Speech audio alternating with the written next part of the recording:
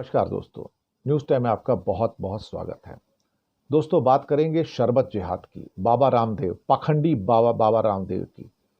वो अब एक टाइम था जब आप योग सिखाता था और योग के द्वारा अपनी कला सिखाता था, लेकिन धीरे धीरे वो भारतीय जनता पार्टी और आरएसएस का एजेंट बन गया और उसके बाद अन्ना हजारे के साथ मिलकर सरकार को पलटने का इन्होंने कोशिश किया और उसमें सफल भी हो गए और बाद में मनमोहन सिंह की सरकार चली गई। उस समय 2 कौड़ी का आदमी था और धीरे धीरे इस आदमी ने 10 सालों के अंदर 10,000 करोड़ का एम्पायर खड़ा कर लिया, बिजनेस एम्पायर। किसका, किसकी वजह से? सिर्फ फ्रॉड की वजह से और मोदी के वरद हस्त की वजह से। मोदी ने कहा कि तुम जाओ, जो मर्जी कर लो और तुम्हें मेरा पूरा पैसा चाहिए, बैंक मेरा पूरा पैसा देंगे, तुम चिंता मत करो। एक एक करके उसको कंपनियां दिलवाते गए, उसको लोन दिलवाते गए। रुचि सोया का केस तो क्लासिक केस है, जहां उसको फेल करवा के एनसीएलटी भेज के और ऑक्शन करवा के इसको 10% 15% के दाम पर उसको बिकवा दिया गया। ये हालात पैदा हो गए। ये जगह जगह फ्रॉड करता आया, कोर्ट के अंदर फ्रॉड करता आया, कोर्ट में कॉन्टेम्प्ट ऑफ कोर्ट करता आया, लेकिन अदालतों ने कभी इसको सजा नहीं दी क्योंकि इसके ऊपर मोदी का हाथ था। अदालतें हमेशा गुर्राती रही कि हम एक्ट करेंगे, कॉन्टेम्प्ट ऑफ कोर्ट करेंगे, जुर्माना लगाएंगे, लेकिन कभी उन्होंने नहीं किया। रामदेव के प्रति सारी अदालतें सॉफ्ट रहीं और दिल्ली हाई कोर्ट में जब मुकदमा आया, खासतौर से डाबर के खिलाफ या बैद्यनाथ के खिलाफ, जहां उसने कहा कि ये सारी की सारी दवाइयां बनाने वाले वो लोग हैं जिन्होंने कभी वेद और उपनिषद नहीं पढ़ा। तो क्या दवाइयां बनाने के लिए आपको वेद और उपनिषद पढ़ना चाहिए? वेद और उपनिषद में कहाँ दवाइयां बनाने की विधि लिखी हुई है भाई? लेकिन ये अपने आप को एक बड़ा ज्ञानी समझता है, जबकि है ये पाखंडी पूरा का पूरा। इसे खुद कुछ नहीं आता है और दूसरे को सिखाने का प्रयास करता है।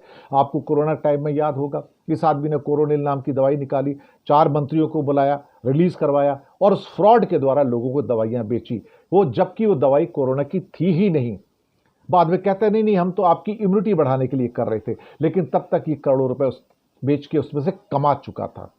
उसके बाद अब एक और नया शगुफा आया इसका। वो शगुफा ये कि शरबत आजम, शरबत आजम क्या है? रूह अफ़ज़ा। ये कहते हैं शरबत जिहाद हो रहा है भारत के अंदर, कि लोग शरबत बेच के, गुलाब का शरबत बेच के वो वहाँ से मदरसों में और मस्जिदों में पैसा लगा रहे हैं, उसका निर्माण कर रहे हैं।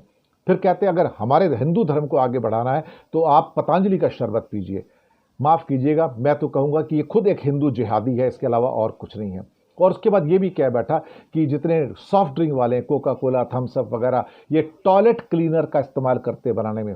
पूरी दुनिया में सॉफ्ट ड्रिंक पी जाते हैं, लेकिन इस आदमी ने अपने को स्थापित करने के लिए, अपने ब्रांड को आगे बढ़ाने के लिए पूरी दुनिया में स्थापित जो प्रोडक्ट्स हैं उसको बदनाम करने का ठेका लिया है। इसकी बदजुबानी इतनी ज़्यादा बढ़ चुकी है कि कोर्ट संज्ञान लेते हैं लेकिन एक्ट नहीं करते, सरकारें संज्ञान लेती हैं लेकिन एक्ट नहीं करती।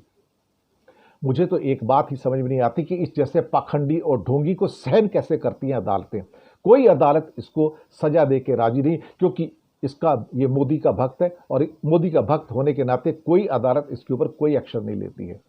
फ्यूरियस हो जाएंगे, गुस्सा हो जाएंगे, सब कुछ हो जाएंगे, आप बाबा हो, ऐसा कैसे कर सकते हो, लेकिन सजा नहीं देते और एक के बाद एक ब्लंडर करता चला जाता है और उसकी हिम्मत बढ़ती चली जाती है। और ये हिम्मत बढ़ती है, ये एलोपैथी को गालियां देता है, एलोपैथी की दवाइयों को गालियां देता है, ये सर्जरी को गालियां देता है, ये बैद्यनाथ को, डाबर को गालियां देता है, ये कोरोना की जो बाकी दवाइयां आई थी उनको गालियां देता है, अब ये थम्स अप और कोका कोला को गालियां देता है, उसके साथ ये रूह अफ़ज़ा को गालियां देता है। आप सोचिए, ये आदमी एक जिहादी आदमी है, ये पागल आदमी है जो अपने प्रोडक्ट को बेचने के लिए दूसरों को बदनाम करता है, लेकिन अदालत कोई एक्शन नहीं लेती, कोई संज्ञान नहीं लेती, कुछ नहीं करती है, सिर्फ देखती है, क्योंकि ये मोदी का चाहता है और मोदी जब चाहे इसको पैसे दिलवाते हैं बैंकों से। हजारों करोड़ लूट के लेके चला गया, कौड़ियों के दाम पे इसको उत्तराखंड की सरकार ने वहां योग के लिए भूमि दी, जहां इसने पूरा का पूरा बिजनेस एम्पायर खड़ा कर लिया। ये दिक्कत है उसके साथ में और इसको संज्ञान में लेके इस पाखंडी को जेल में भेजना चाहिए, ताकि ये शरबते जिहाद के जो नाम पर आने वाला ये खुद हिंदू जिहादी, इसको बाहर नहीं रहना चाहिए। शुक्रिया आपका।